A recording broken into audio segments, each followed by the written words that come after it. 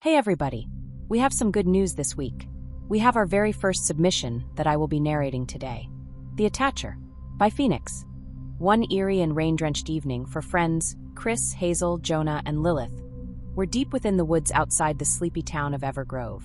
They had planned a camping trip, a weekend away from the noise of everyday life, and to reconnect before university life took them in different directions. Their tent was pitched by a clearing, a small fire crackled at the center, and for a moment, it seemed like a good idea. But as the night wore on, the wind howled louder and thick, black clouds blanketed the moon. Rain began to pour heavily, extinguishing their fire and soaking their supplies. Laughing nervously, they remembered the abandoned cabin they'd passed earlier in the day. With little other choice, they gathered their gear and made their way through the muddy trail, lightning illuminating the twisted silhouettes of trees around them. The cabin loomed in the distance, a crooked shape of rotted wood and creaky beams. Its windows were covered in grime, the porch half collapsed. They hesitated, but Chris pushed open the door. It groaned as it swung inward. To their surprise, the lights inside flickered on when he flipped the switch. The air was thick with mold and dust. Cobwebs hung in every corner, and a damp, sour smell lingered. Hazel wandered into the living room and noticed an old Bible sitting on the mantel. It looked untouched by time, strangely pristine. When she opened it, her face paled. Every page was slashed and stained with dark, dried blood. The word leave was scrawled across the parchment, repeated in different sizes, some overlapping, some barely legible. She called the others. Jonah scoffed. "It's just a prank. Someone messing with people like us who wander in." Chris shrugged and unrolled the sleeping bags. "We'll leave in the morning. It's just one night. Don't let your imagination win." Despite the unease that thickened the air like fog, they settled in. The rain beat down harder, like fists on the roof. One by one, they drifted into a restless sleep. Around 3 a.m., the forest outside grew impossibly silent. Not a single insect, not even the owl that had been hooting earlier, made a sound. Then, knock.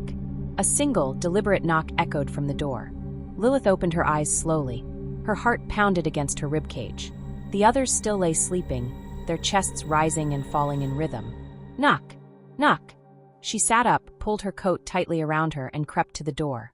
The wood felt colder than it should have, but she opened it slowly. There was nothing. She stepped outside anyway. The rain had stopped and fog clung low to the forest floor. The trees looked even more twisted and alive. She turned her head and saw an owl perched on a branch, staring at her with intelligent eyes. Then there was movement. From the doorway behind her, she could hear a familiar voice. Lilith. She turned and she saw her mother standing in the doorway. But it can't be, she had been dead for 3 years now. Her head tilted, her eyes glossy, a warm but eerie smile stretched across her face. "Come, sweetheart."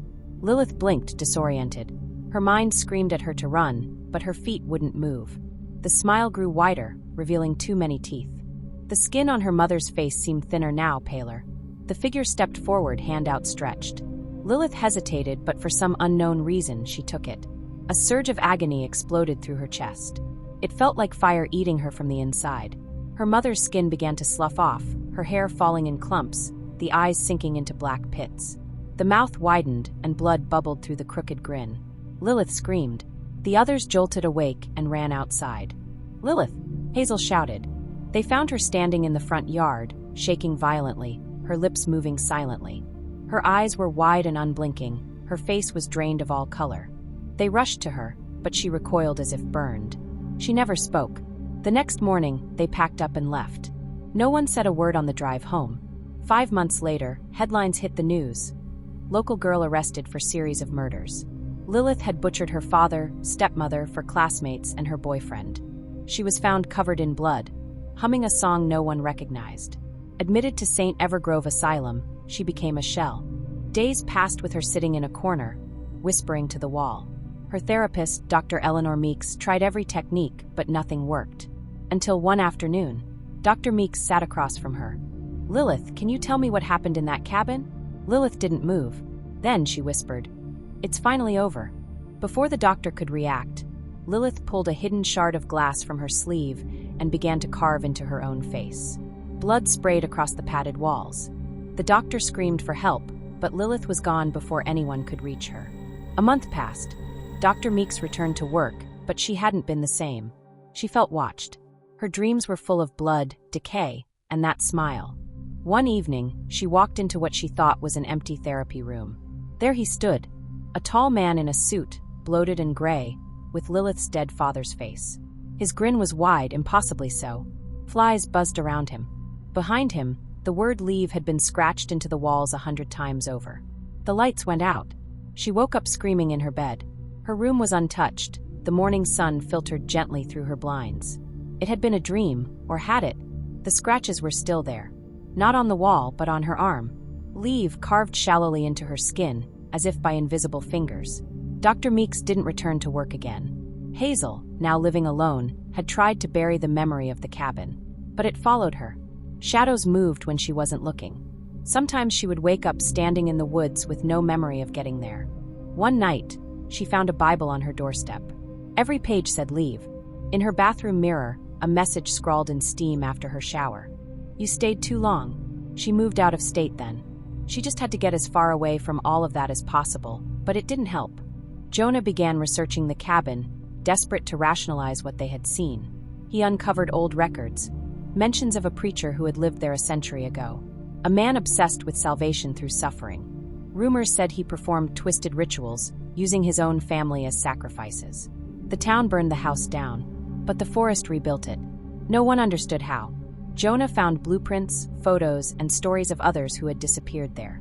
He had stopped sleeping, stopped eating, and started scrawling notes on his walls, drawing the grinning figure over and over. One day, he vanished. All they found was a single page from a Bible, nailed to his front door, with one word written on it.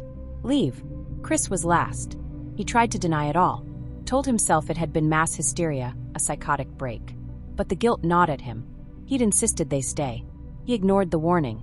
Now every night he heard knocking. It never stopped, even in his dreams. Especially in his dreams. One morning, his neighbors called the police after hearing screams coming from his house. They found Chris hanged in his kitchen, the word leave carved into every surface. Even his eyelids. Today the cabin still stands. Sometimes people find it. Sometimes they don't leave. And sometimes something follows them home. Please remember to like and subscribe.